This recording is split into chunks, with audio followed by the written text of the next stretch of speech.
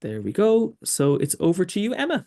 Thanks a million, Rob, and thanks for coming, everyone. I'm delighted to share our work on VR for chemistry with you. So I'm going to start with a little bit of chemistry, but I'm not too much because I'm conscious we're not all chemists here. But I want to explain why teaching it can be a challenge, and that's the bit I want to talk to you about VR and the things we have tried. So then I'm just going to guide you through kind of three different aspects of VR that we've looked at using commercial software, developing a reality space, and efforts at gamification. And that's where Lucy and Clodagh are going to speak about their work. So when I talk about stereochemistry, I'm talking about the 3D shape molecules. And just here on this slide, I'm showing a couple of different ways, and it's only a handful of the different ways we can show structures. And on this, the first couple of ones are not showing the stereochemistry. So these three here, they don't show the 3D orientation. But what we call the ball and stick model does. And we can see these are functional groups or substituents all around a central atom. And that's one small molecule, but we want to look at bigger molecules and we want our students to understand them. And important things are everything in the body has a stereo center. So we have our amino acids that build up proteins. Every single amino acid, or almost every single amino acid, has this 3D configuration that's specific, and how it interacts with a drug is based on its structure. And people might be familiar with the thalidomide in the 1950s and 60s. It was offered as a drug for treating morning sickness, but it turned out that this drug was able to interconvert between two different 3D structures. This one is pointing towards us, out of the screen, towards you. This one is pointing away into the back of your screen and away from you. And one of these could treat morning sickness quite well, but the other one was teratogenic and was harmful to the unborn child. And as a result, the people that were born to the mothers that took this had a lot of deformities from their taking of this drug. It was a massive scandal, but it really is the most accessible way to emphasize to people the influence of stereochemistry and why it is so important for chemists to be able to interpret it and visualize it. So when I teach stereochemistry, these are just some lecture slides. So I'm teaching in a classroom or in a Zoom room, and I show students on a flat screen what I'm talking about. And I try to explain, well, when we talk about stereochemistry, there are things that are non-superimposable mirror image, like your hands, that you can put your hands together this way, but you can't overlay them this way. Your thumbs don't overlap. And so we try and explain first the concept, how many things you can think of in around your environment of what is, not superimposable on its mirror image. And then we move to showing it in a structure. Well, what if you had a structure that you were looking in the mirror? We showed this one. We're not talking chemistry yet. We're just talking shape. And then, but now we talk about putting the functional groups on it. And we lead through a kind of guided story on how to do this. We give examples of why it's important, just like I told you a moment ago. And we tell students the rules. So how you can use just a simple thing as calling something the OR stereoisomer or the S stereoisomer tells you how to write it on a page and what it looks like in 3D.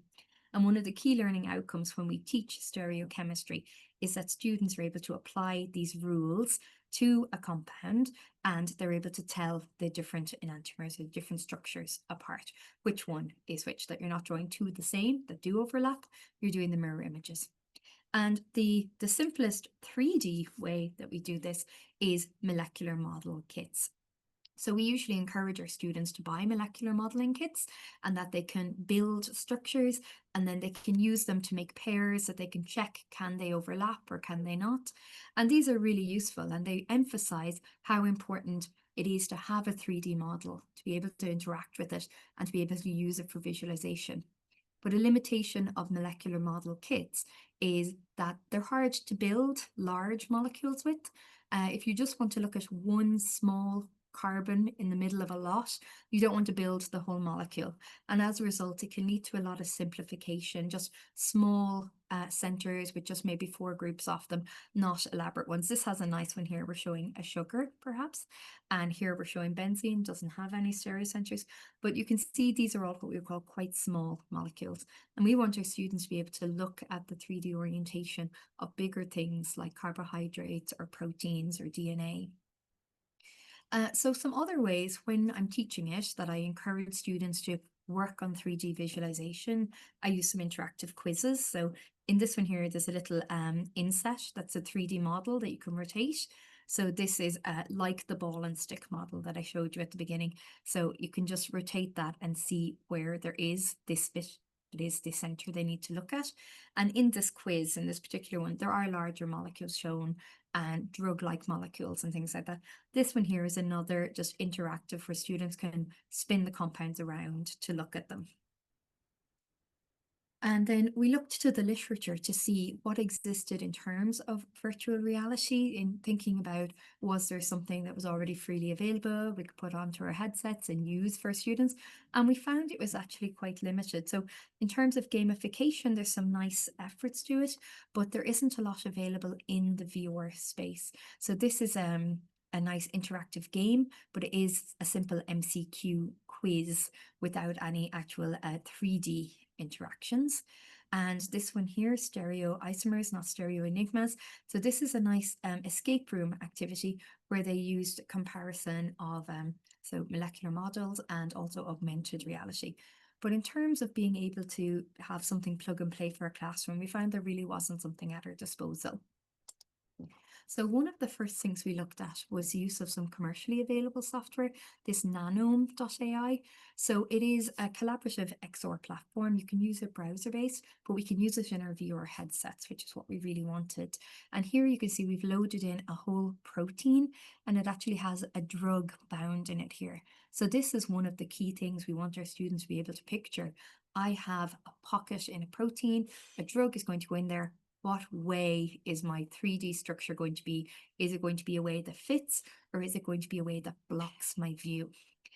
And so Lucy, who's going to speak to you in a moment, developed some small tutorials for me to show to students about it, where we have the example here of looking side on at a compound or end on to try and visualize different 3D representations, being able to take bonds and rotate them so that you could move them around to be able to overlap compounds, and to bring in proteins to look at. So there's a lot of opportunity to use for these. So Lucy, I'll hand over to you if you want to guide us through your use of spatial. Yeah, thank you, Emma. So yeah, molecules, they're 3D structures, they're not 2D, and VR can really help understand concepts such as chirality, because compared to traditional 2D methods that are shown, 2D diagrams on a screen or a page, VR allows you that 3D space to interact with these 3D molecules. So in this video that I hope will play in a second, these two molecules, at first glance, they do look identical, but they're actually enantiomers, so they're stereoisomers of each other.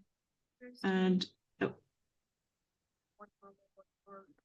I think the audio is very low, but I'm showing that these are the O and S configurations of the same molecule, so they're enantiomers of each other. And I'm trying to overlap them in VR, and you can see that the red and the green molecules, they don't overlap with each other. And in VR, you can physically pick up these molecules with your hand, you can twist them around. So once I've twisted this molecule around, you can see quite clearly that these are mirror images of each other. If there was a mirror there, they're exact mirror images. However, they are not able to be overlaid on top of each other. So yeah, I think that using spatial is a really good way to physically interact with these 3D compounds. And I'll pass over to Clodagh now.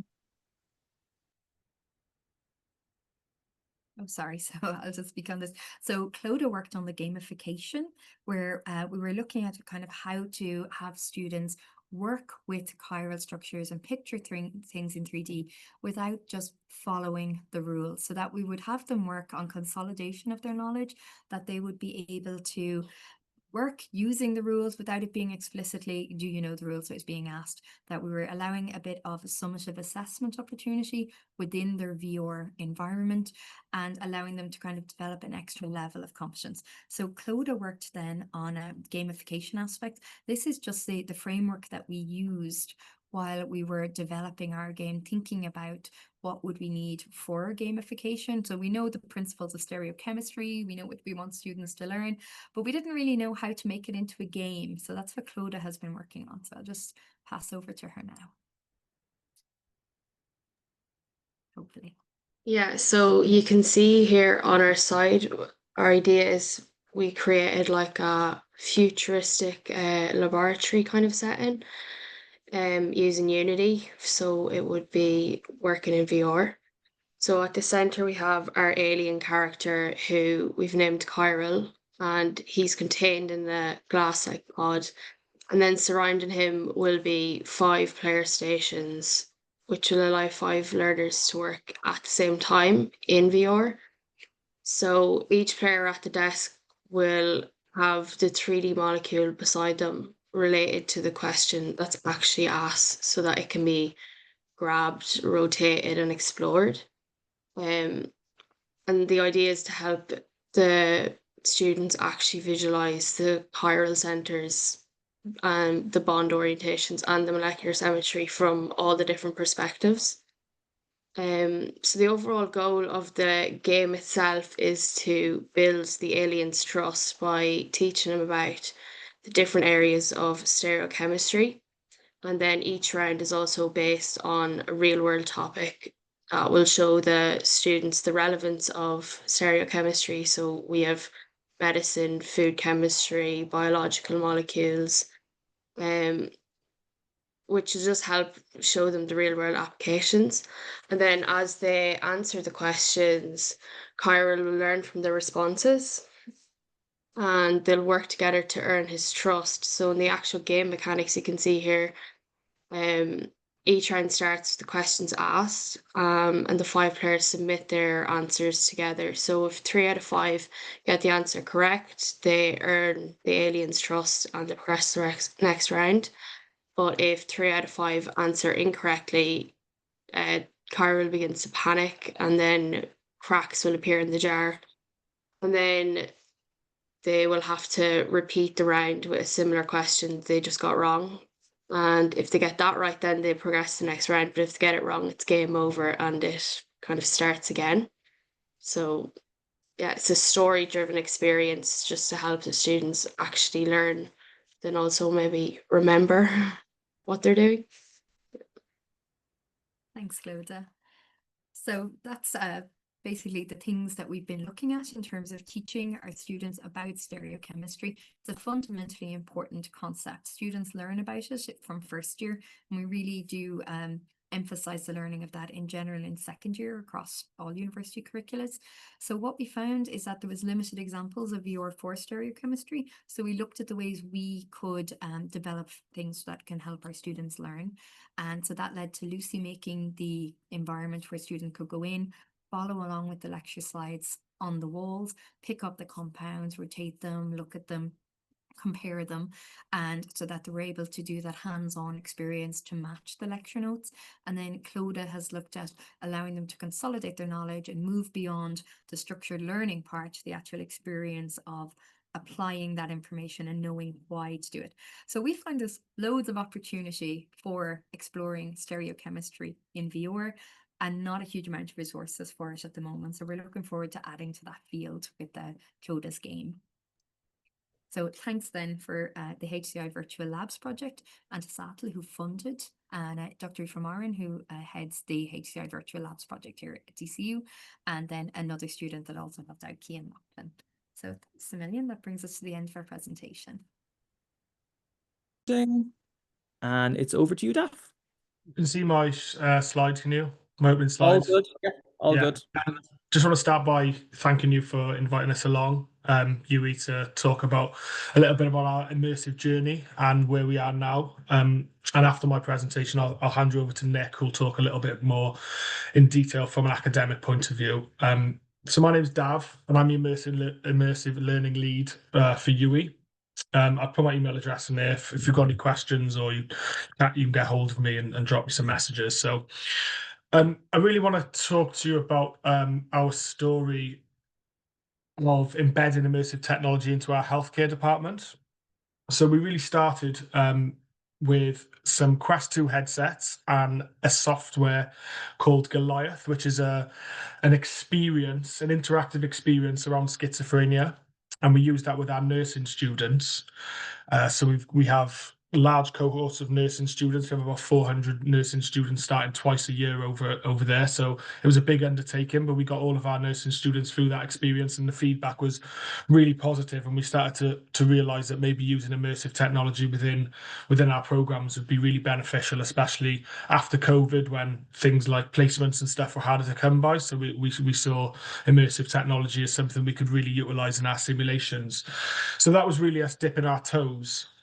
So we went away as a university and we bid for some money. I know that we're very lucky that we were successful in earning some of that money. So we had an OFS funded, which is the Office for Students funded project.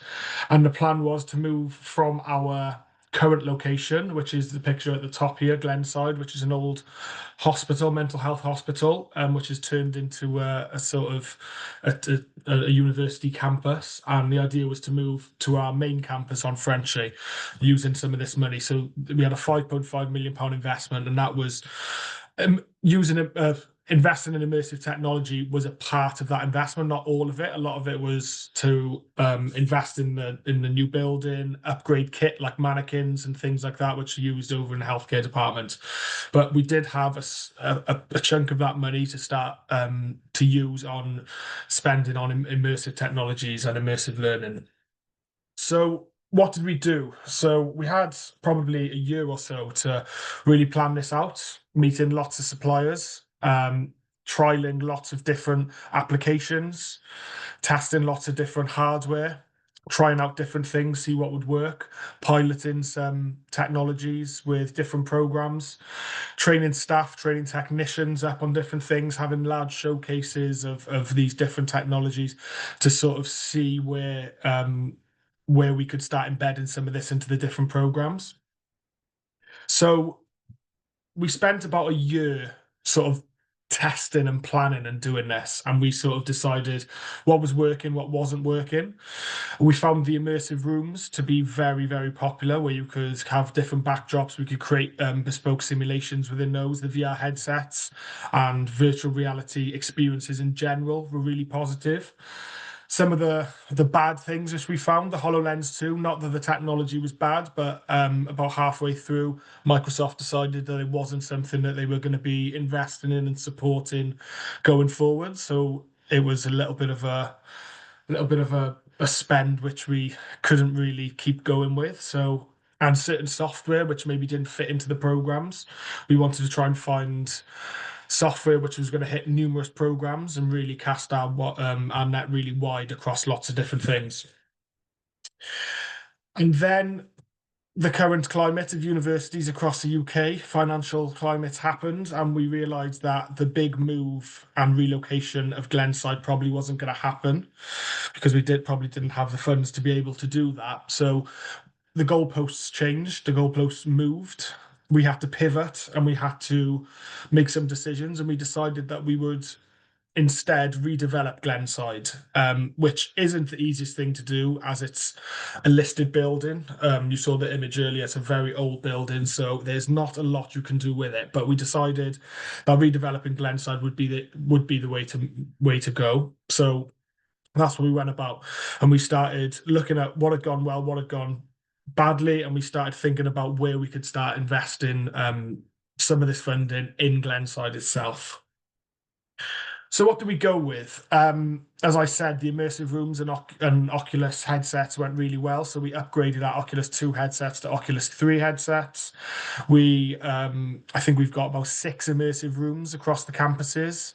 They're not specifically just immersive rooms now. We turned classrooms into immersive rooms so they can be dual use. So you can still have lessons in there. You can still have normal lectures, but you can also turn that into an immersive experience as well. We looked at some softwares off the shelf, things like body swaps, which I know Nick's going to talk a little bit more about shortly, which is a communication type software. And we obviously knew that most programs within the School of Health are going to have communication skills. So it was a perfect sort of fit. Organon 3D, which is anatomy and physiology. Again, most programs across healthcare have to look at anatomy and physiology in different ways. So we sort of revolutionized the way that we teach anatomy and physiology, where people can use virtual reality headsets, immersive rooms. They can have, giant parts in front of them and take them apart and move them in their hands and that sort of thing. We started creating bespoke sessions within those immersive rooms as well. So we work with academics to see what they'd want in those rooms, and we would start creating those things. So where are we now? So we've got 6 immersive rooms, as I said earlier, and those are they can be turned into classrooms, as well as some imagery up there of how those immersive rooms look. You can see the anatomy and physiology. That was a sports rehab session we were doing. We've got a fleet of Quest headsets, Quest 3 headsets, and we have got some Quest Pros, which we do a lot of testing and stuff on as well. And those can obviously be moved and taken to different classrooms around the campus as well. We're close to about 10,000 sessions on body swaps. So one of the biggest body swaps users across the UK. It's been really impactful for us, and it's not just in VR. You can do that on desktop, you can do it on tablet, you can do it on mobile. We use it in lots of different ways. As I said, we've sort of changed the way that we teach anatomy and physiology. So we really have that hands-on approach and have that immersive experience of being able to interact with different body systems and that sort of thing. We create immersive room experiences. So we've just created things for radiography, like the control room of radiography department in a hospital. We've recreated that in an immersive room because we found there was a need for learners to have that experience before they go into the industry or before they go on placement. And we create 360 content as well. So we may work with academics to go to environments, film in 360, and let learners be able to experience that from the classroom or different places. So yeah, we've got a mixture of off-the-shelf sort of software, and we're starting to create and become some more self-sustainable by creating content as well.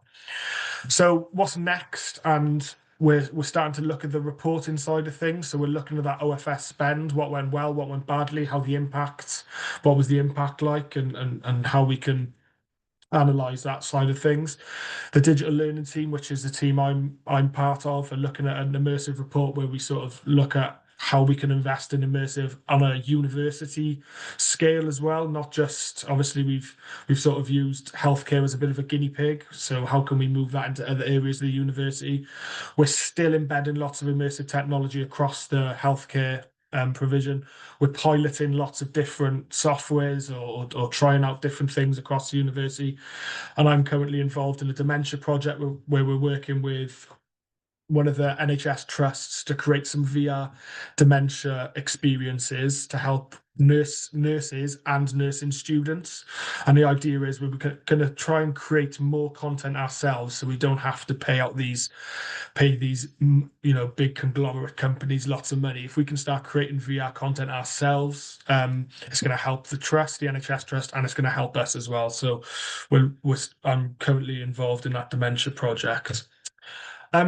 Some of the takeaways from this journey: get IT on board. A lot of people in here will know that. If you can get them on board early doors, it will help a lot. We've had lots of head banging with IT, but if they understand the process of getting new devices, of getting new software and all of that, it's really important. Really work on that infrastructure, and does this technology fit within your infrastructure?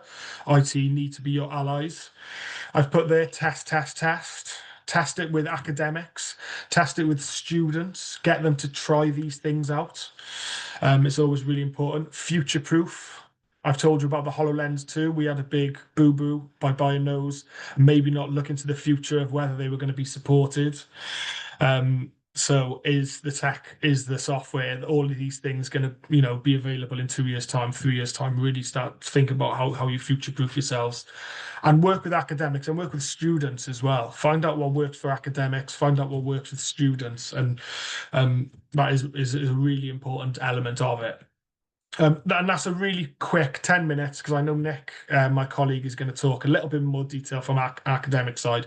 So please, any questions? That is a really sort of whistle-stop tour of us getting into immersive. But I'm going to pass you over to Nick now, and he's going to talk a little bit more about his experience as an academic in the nursing area. I think I've stopped sharing.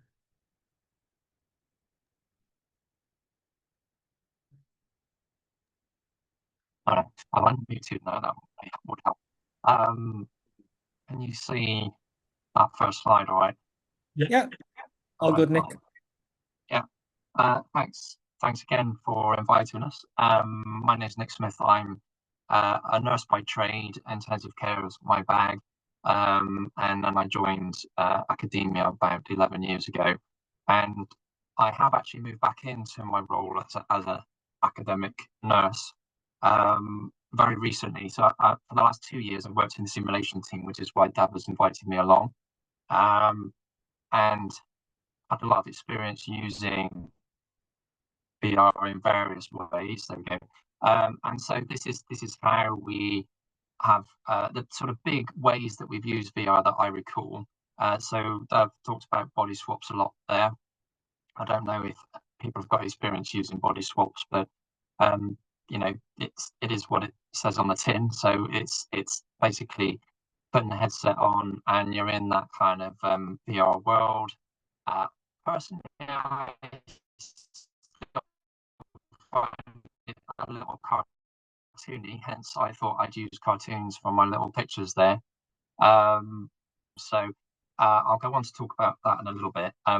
Goliath was mentioned by Dav, and this is VR software developed by a gentleman with schizophrenia and also a lifelong love of gaming. So he combined those two in the VR world, which is a very different experience, with an idea to try and kind of get people using VR to know what it's like to have schizophrenia alongside having that sort of underlying element of gaming. And Notes on Blindness, if you haven't heard of that, was by an academic who started to go blind at a young age, and over a couple of decades gradually became blind, and just before the birth of his son then went completely blind. And so the VR experience is about trying to allow health students to understand what it's like being blind, which again is it's a very different experience to someone just telling you or acting that part, or putting a blindfold on and asking someone to lead you around the campus, which is pretty much what we did before. So I kind of started to just kind of make lists of things I thought might be helpful in a practical way if you haven't used VR a lot, or just things to think about if you have already, and maybe questions that it might raise. So Dav mentioned a number of nurses that we have to, or pre-registration nurses that we have to educate, and this sort of works out to around 200 to 240 per year of students. So there are 3 years of nurses running at any one time. So we have to educate around 600 to 700 nurses every year in the campus. And then it's an element of how many VR headsets we've got, how many rooms have we got where we can accommodate those people, how many lecturers have we got to supervise them, how many technicians have we got to support those lecturers if things go wrong, which they frequently do. And not in a huge way, but it's often user error. So yeah, amount of equipment, headphones. We've found that quite a few students are rather shy at using the interactive element of talking out whilst they've got the VR on, and that includes the CPD students as well. In fact, I think they're rather worse. People of my generation seem to be very shy about speaking out in a classroom of people. And so we started using headphones, which helped a bit. We also sometimes put on a background noise. We kind of use the coffee shop background noise off the internet to kind of encourage people to talk out loud. And so definitely the number of rooms is a huge problem in terms of most of the time. We're only looking at around 10 students to be using the VR headsets at any one time. So if you've got a class of 30 students, which we predominantly have, then the 20 others have to be doing something else. And so we need them in a different room. And once again, that requires another supervisor and another technician potentially. We did go for alternative equipment because some people seem to get a kind of travel sickness thing. And so we had iPads, and once again, you need to think about headphones for the iPads, and you need to think about what interactive part won't happen if they're not using the VR headset.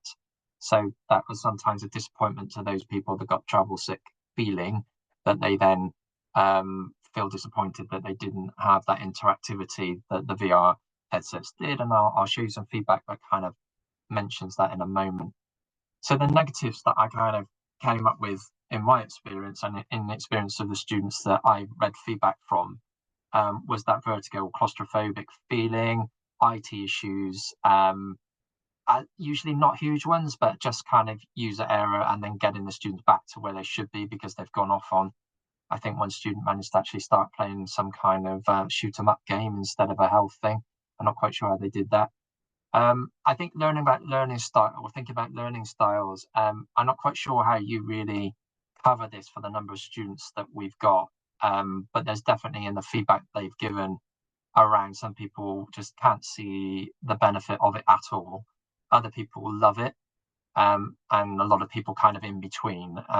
So I got some comments on that in a moment. I think suspending disbelief, I've got a bit of a theatrical background and I always like that suspending disbelief phrase. But I definitely think there's an issue around that where certainly CPD health practitioners are rather pragmatic in their approach overall. And so when you ask them to pretend that this is a real 3D world that they're entering and they see these cartoon-like characters, they struggle to believe it. And then they can't see the value of it. So for some, there's a problem with that. And a problem in recognizing the real world applications. So Dav mentioned communication. And so we use the communication body swaps module, as they might call it, from body swaps. And we use that a lot. And so for some people, they got that they're practicing communication, and it doesn't matter who they're practicing with, but they're getting to practice that. But other people kind of felt that it wasn't a healthcare situation. And so why was it relevant to their education? Because it wasn't to do with, they weren't speaking to a doctor or a patient or other health professional. They were talking to someone in an office when they got to practice that communication thing. And they were practicing feedback with someone, and they'd seen a previous clip of someone doing feedback who was quite rude, potentially racist, etc. And they were trying to do it well, and then they get that played back with an avatar talking with their voice. But because they weren't in a healthcare situation, some students said, oh, I don't see the value of this. So sometimes you have to spell it out. And I think there is an element of perhaps a pre-brief and a full debrief afterwards about how would you use this in practice, and spelling that out for some people. Potential time limitation, because some of these VR scenarios go on for an hour. It's maybe even more, and some students can't tolerate having it on for an hour, have VR on for an hour, which is understandable. So I think it's kind of really thinking about how much of a situation you're going to use for how long. And I think Dav has recommended to me before no more than 40 minutes. You can correct me if I'm wrong. And so when we've done it for an hour, you've got students saying that's far too long, and they've got a sweaty head and it's ruined their hair and that kind of thing. Not a problem for me, you notice. So potential time limitation, yeah. And distressed students, we have had situations, particularly around mental health students, who actually enter that world really immersively. The notes on blindness was a real issue for some students, and they became very upset about this gentleman going blind just before the birth of his son and how sad that was, and they became very distressed and had to exit the session. So I think you always have to think about an exit strategy for those students and where's the support coming from if they do get distressed. And then in terms of positives, then I think we seem to have skipped a slide. I'm not quite sure why. Looking at positives, then it's definitely, the positives are looking at learning that can't be demonstrated or practiced on campus. So and that might be due to a lack of capacity. Obviously, the number of students we're dealing with, you can't suddenly take them to a ward and say, all right, just play around with this. And the logistics of that. And we've definitely used some of these things like body swaps. We've used that online where the students are learning from the comfort of their own home or on a PC within the university without VR. So it definitely can be used that way. And we've also used it in a classroom environment where we have it on the large screen and we're asking people to vote using something like a Menti. And so rather than following this VR situation through as an individual, they've done it collectively, which has been, definitely you can use it in many different ways. So yeah, if there's a clinical risk, obviously, one of the scenarios we used was talking to someone with dementia. So certainly if this is the first time that they've done that, and I think part of that situation was talking to a relative of someone with dementia. And so if that's the first time they've done that, that obviously provides a very safe environment that they're not going to upset anybody. They're not going to say the wrong thing. And it helps the student to feel confident that they won't hurt anybody or say the wrong thing. So it can definitely be very positive in that way. I think it's an alternative method, and for me personally, I feel it's an adjunct to learning, and it's like any other method. In the right way, used in the right way, I think it's very, very powerful. And I think, I put cool in poorly typed inverted commas there. I think the element for the younger generation is that it's more of their era, and they like that rather than just the chalk and talk that I might provide with a PowerPoint, etc. I think for the older generation, it's all a bit confusing at times, and I'm going to put myself in that generation as well. So yeah, notes on blindness was definitely a very different way of learning. And as I said earlier, we would have previously just put a blindfold on people and said, lead this person around the campus, see what you can hear and smell and all the rest of it. But I think having tried this this VR experience myself, I thought that was very powerful again, and I do understand why the students got upset. Actually, it is very powerful, and again they use music with this, which I think always evokes powerful emotions. It's definitely a 3D environment most of the time, so that might kind of give you an advantage over. No, I've gone too far now. Sorry, might give you an advantage over other environments, and you obviously can put images and sounds. So Goliath, the notes on blindness are a really good demonstration of that if you haven't looked at those before. It's definitely inquiry based at times. There is some interaction on some of these modules, depends what you're using.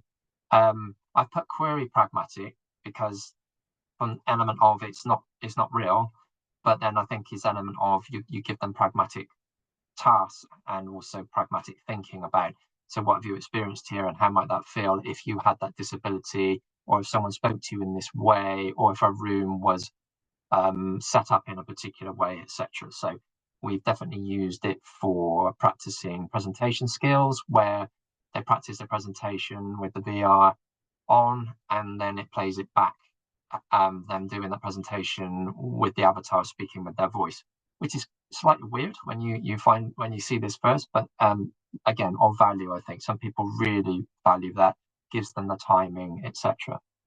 So just quickly then, as an example then of feedback we've had from students, these are from pre-registration students, where they're being asked if they felt immersed in this situation. This was the feedback situation. And so out of the number of students, what have we got there? We've got 40, we got 40 odd students feeding back, and they gave an average rating of 4. And for me, I always tend to think there's 4 out of 5 or more means that it's pretty good. And you're always going to get some people, like it's a bit like Amazon. There's always someone that hates the product. But there's a couple of people that didn't like it, and everyone else upwards, it got more and more, and there's 21 people giving it 5 stars. So I think the majority thought it was very good. And lots of positive comments there. Lots of things that I've already mentioned. Much better than a laptop came very clear there. I thought it was better than on the computer. But some negatives are didn't add value, not very realistic, didn't want to talk because I was embarrassed. VR was pointless, which is pretty damning. But yeah, again, you know, we have to take the rough with the smooth, and I think there's always going to be a few students who this is not their bag, and I think we have to think about learning styles there, obviously, you know. So alternative uses or their use in the future. I've mentioned group or individual guided, well, group study I've mentioned. I think individual guided study works as well. We've done that. And self-directed or individual learning when we get enough headsets and we feel confident enough that the students won't make them disappear and not bring them back. But I think, you know, there's room for using them within a campus where we can ensure that they don't disappear. And that's me, I think. Brilliant. Thank you so much, Nick. I'm just going to pause the recording there.